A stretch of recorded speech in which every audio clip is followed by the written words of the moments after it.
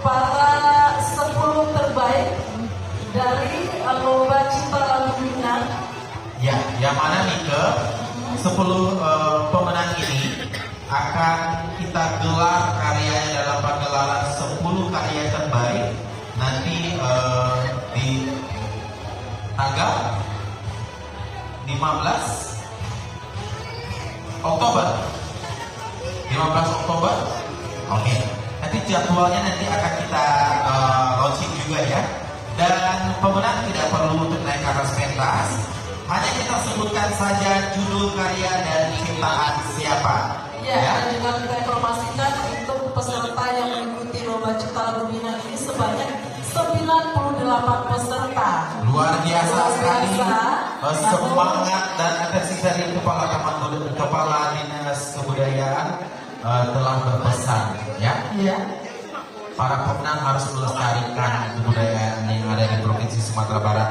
Namun bagi yang belum beruntung juga tetap semangat untuk melestarikan kebudayaan di Provinsi Sumatera Barat. Baik, Mika. Ya. Yang pertama kita tidak mengumumkan berdasarkan ranking ya. Judul karya Tagarani de Bancolo, ciptaan Rolis Koto. Kedua, Pasang Mandeh, ciptaan Rika Amil. Ketiga, Padiah di Tikam Duto, ciptaan Bapak Imran Bur. Keempat, Tagagam Bayang-Bayang, ciptaan Akan Sera. Kelima, Bamandi Pitana, ciptaan Aletris Caniago. kemudian ada Dekai Tidak Saragi, ciptaan Nila Suherman. Kemudian ada Biso Ujon Kato, ciptaan Rian Dencai.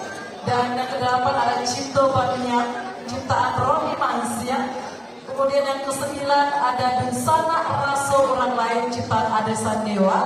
Dan yang ke-10 Sawah Putih, ciptaan Era Darwis. Selamat kepada para pemenang. Itulah 10 besar Lomba Cipta Lagu Minang yang nantinya akan kita gelar 10 karya mereka.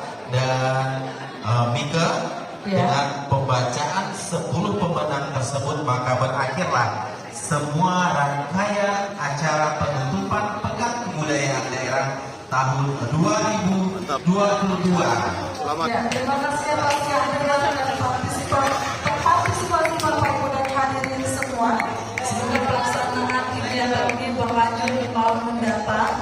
Dan juga udah hilang kami informasikan bahwa semoga rangkaian kegiatan ini dapat menjawab tantangan kebudayaan hari ini, bahwa kesadaran untuk berkarya berkolaborasi